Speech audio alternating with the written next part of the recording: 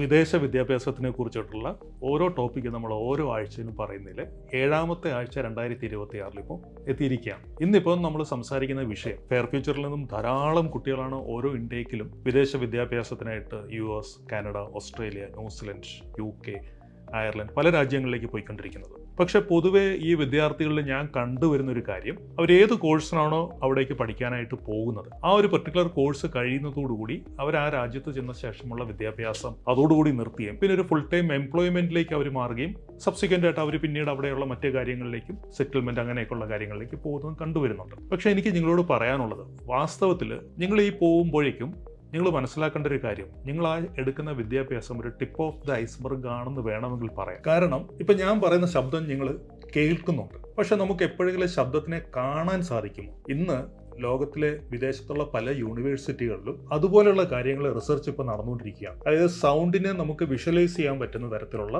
പരീക്ഷണങ്ങളും അതിനെക്കുറിച്ചുള്ള റിസർച്ച് നടക്കുന്നതിലേക്ക് ഇന്ന് ഇന്ത്യയിലെ പല ഭാഗങ്ങളിൽ നിന്നും പോയ പല വിദ്യാർത്ഥികളിലും പല യൂണിവേഴ്സിറ്റികളിലും ഈ ഒരു തരത്തിലുള്ള റിസർച്ചിനകത്ത് അവർ വന്നുകൊണ്ടിരിക്കുകയാണ്. അപ്പോൾ ഒന്ന് ആലോചിച്ച് നോക്കുക, നമുക്ക് ഏതൊക്കെ തരത്തിലേക്ക് നമ്മളുടെ വിദ്യാഭ്യാസത്തിന്റെ തോത് നമുക്ക് സ്കെയിലപ്പ് ചെയ്യാൻ പറ്റുന്നുള്ളത്. University of Connecticut, University of California Berkeley campus, Brown University, Massachusetts Institute of Technology നമുക്കറിയാം MIT, University of Arizona, City University of New York, University of Illinois. ഇപ്പൊ ഈ പറഞ്ഞ യൂണിവേഴ്സിറ്റികളിൽ ഇങ്ങനെയുള്ള റിസർച്ച് പ്രോഗ്രാമിന് ഇന്ത്യയിൽ നിന്നടക്കം പോയ പല വിദ്യാർത്ഥികളും അതിലിപ്പോൾ പാർട്ടിസിപ്പേറ്റ് ചെയ്യുന്നുണ്ട്. അപ്പോൾ ഞാൻ പറഞ്ഞു വരുന്ന പോയിന്റ്, നിങ്ങളിപ്പോൾ ഇന്ത്യയിൽ നിന്ന് പോകുമ്പോൾ ഏത് കോഴ്സിനാണ് നിങ്ങൾ അവിടെ പഠിക്കാൻ പോകുന്നത്, അപ്പോൾ അവിടെ ചെന്ന ശേഷം നിങ്ങൾക്ക് പഠിച്ചുകൊണ്ടിരിക്കുന്ന കോഴ്സ് കഴിഞ്ഞാൽ ഏത് ലെവൽ വരെ നിങ്ങൾക്ക് സ്കെയിലപ്പ് ചെയ്യാൻ സാധിക്കും നിങ്ങളുടെ എഡ്യൂക്കേഷൻ പാത്ത് എന്നുള്ളത് നിങ്ങളെ പഠിപ്പിക്കുന്ന പ്രൊഫസേഴ്സിനോടോ അക്കാഡമിഷ്യൻസിനോടോ ചോദിച്ച് മനസ്സിലാക്കുകയാണെങ്കിൽ കുറെ കൂടി വ്യക്തമായിട്ടുള്ള ഒരു കരിയർ ചാർട്ട് ഒരുപക്ഷെ നിങ്ങൾക്ക് അവർ കാണിച്ചു തന്നു വരാം.